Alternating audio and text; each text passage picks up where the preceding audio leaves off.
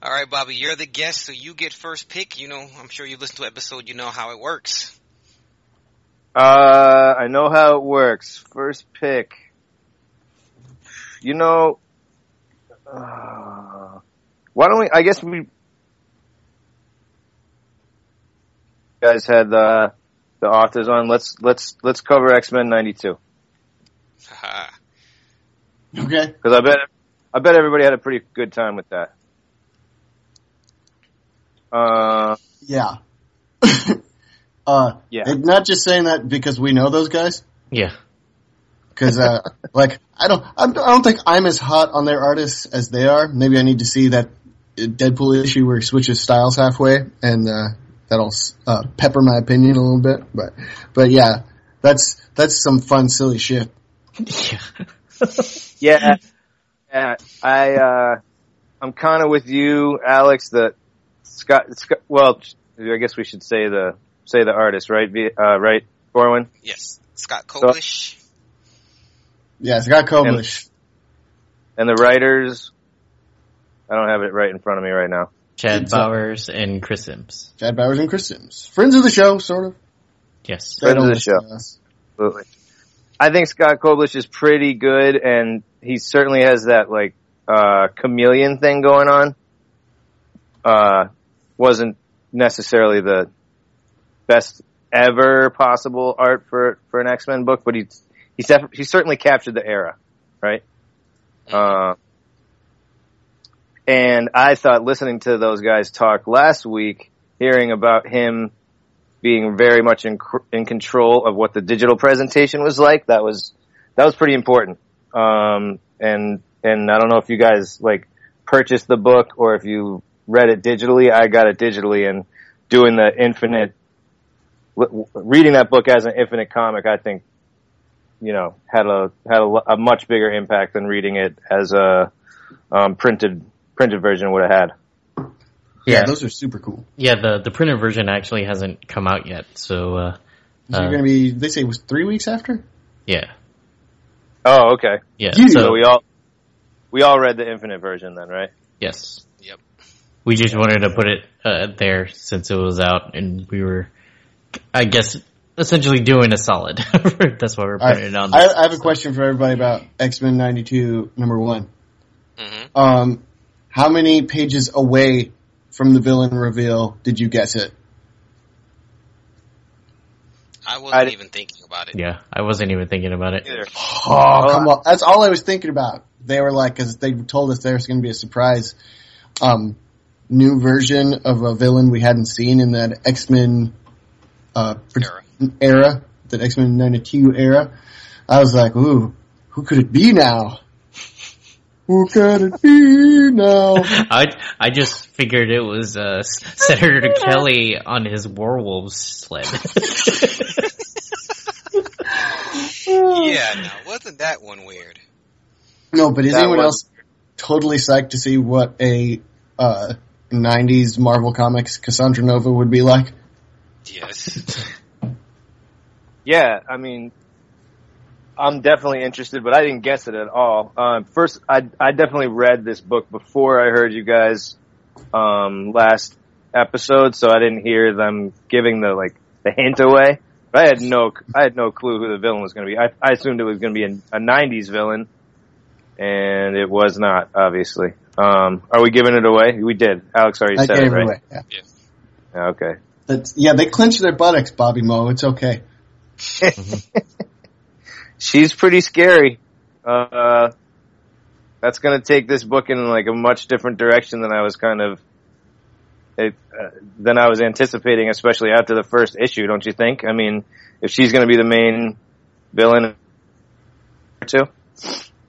It's like they had me hooked with the silly reference, silly. Oh, funny. Wait, Cassandra Nova? Yeah, right. Yeah. Shit just got real, fellas. I mean, they totally caught the 90s vibe as well. They got to get props for that. It was just straight, like, right out of the cartoon. Yeah, and I was just I was like, man, the whole, like, the Jean Cyclops Wolverine love triangle again. I was just like, oh yeah. That was a thing. What were you saying, Bobby? I'm assuming you guys noticed the actual like the homage to the cartoon, like the intro.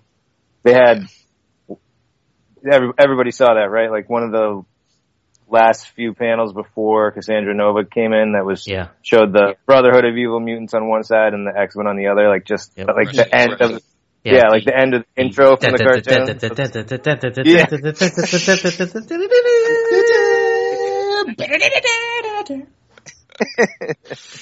Yeah, that was pretty. Let's just get a taste of that every episode at the beginning and the end.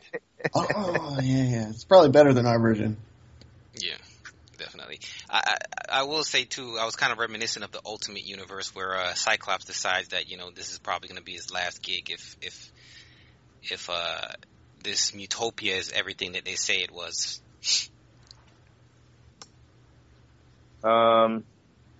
Yeah, that threw me for a loop. I wasn't prepared to hear about Cyclops walking away necessarily. That was interesting. I thought even the first couple pages, well, first how the Infinite comic showed each X-Man's face as they were training, and they each had like one word balloon that as you click through each new, you know what I'm talking about on the first page? Yep. Yeah. Mm-hmm. Yep. I thought that was a really cool setup, and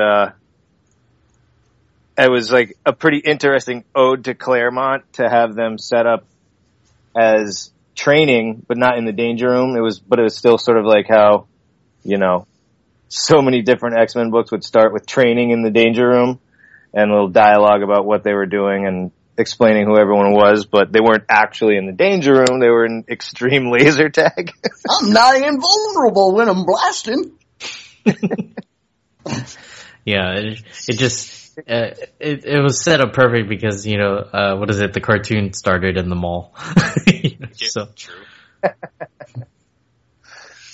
I definitely realized things were different in this one when like they have fans. Like someone's like, "Aren't you Wolverine?" No, aren't you the Wolverine? He's like, just Wolverine. Right. Just Wolverine. Right.